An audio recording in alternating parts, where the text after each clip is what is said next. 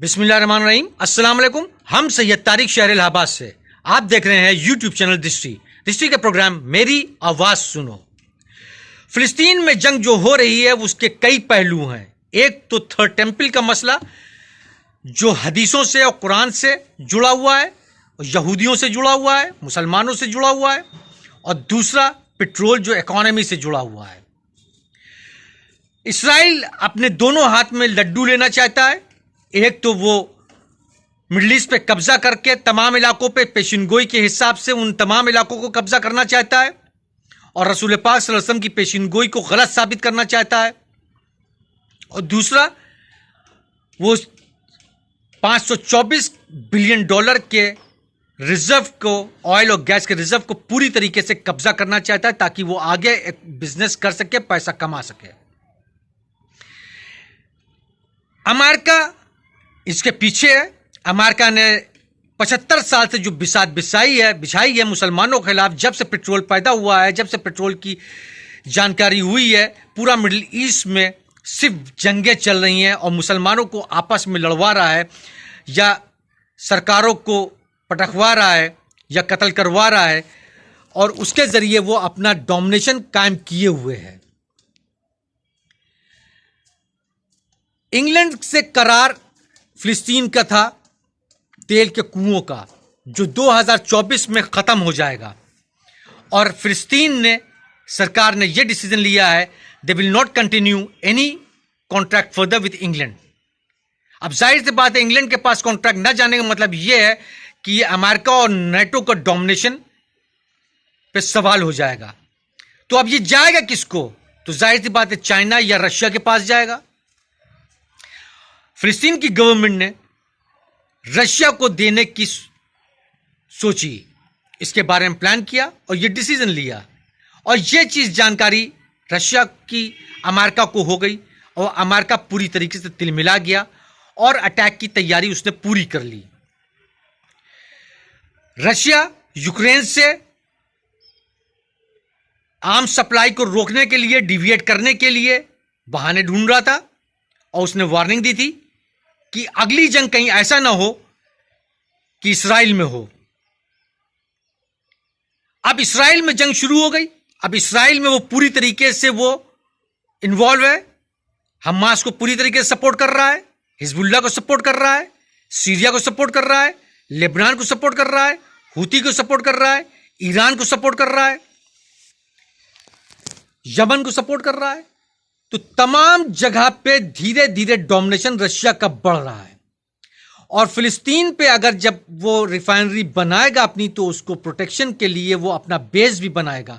जब उसका बेस बन जाएगा तो फिर इसराइल इंटरफेयर नहीं कर पाएगा। जब इसराइल इंटरफेयर नहीं कर पाएगा तो अमेरिका की जो पुरानी चाल है वो बंद हो जाएगी, और धीरे धीरे रशिया का डोमिनेशन इस इलाके में बढ़ जाएगा।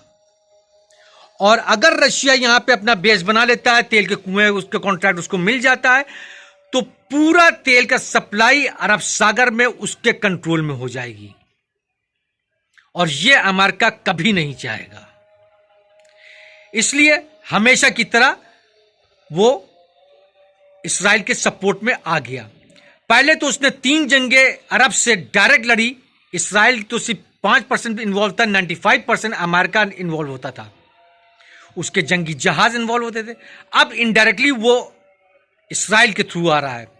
इसराइल में उसका बेस बन चुका है, पूरी तरीके से स्टैब्लिश हो चुका है, जिसमें 40,000 से ज्यादा फौजी मौजूद हैं, उसके सारे सोफिस्टिकेटेड आर्म्स मौजूद हैं। अब इस चीज से को काउंटर करने के लिए रशिया भी अपनी पूरी जान झोंके हुए है, और नाटो का आर्म सप्लाई यूक्रेन को कम हो गया है, जिसकी वजह से अब रशिया नाटो को और बुरी तरीके से पीट रहा है।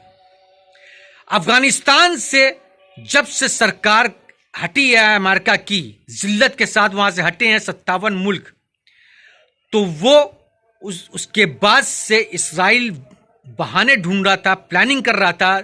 2021, 22, 23, 24 ये टाइम पीरियड उसके लिए बहुत इंपॉर्टेंट है। डायरेक्टली वो पूरी तरीके से कब्जा करना चाहता है ताकि अमेरिका का इंटरेस्ट पूरी तरीके से सेफ रहे, पेट्रोल $524 बिलियन का गैस उसके हाथ में आ जाए, और थर्ड टेंपल के लिए वो बुनियाद रख दे, क्योंकि इसी जंग के दौरान उनको ईरान के प्लांट को भी उड़ाने का मंसूबा था कि ईरान अकेला बचा है जिसके पास न्यूक्लियर प्लांट है। इससे पहले इराक के न्यूक्लियर प्लांट को इस्राइल ने उड़ा दिया था ईरान इराक की वार के बीच में।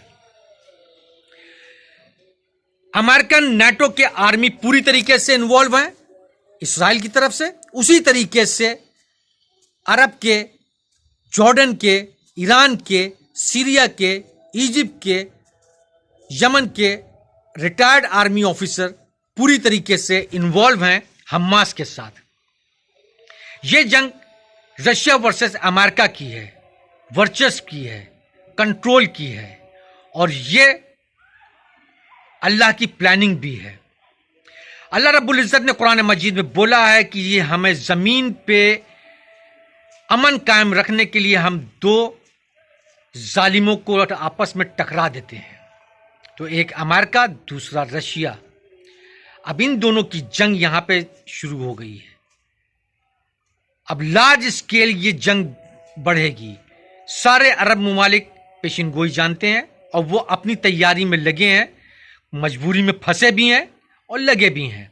डायरेक्टली नहीं, इनडायरेक्टली सपोर्ट कर रहे हैं। सबको इसकी आंच आ रही है। सब ये जान रहे हैं कि ये वो वक्त आ गया है कि इस्राइल का कब्जा अरब में किन किन इलाकों में होगा। तुर्की में भी होगा, मिस्र में भी होगा, सीरिया में भी होगा, यमन में भी होगा, सऊदिया में भी होगा। अब वो उस प्लानिंग पे दोनों आदमी काम कर रहे हैं और इसमें डोमिनेशन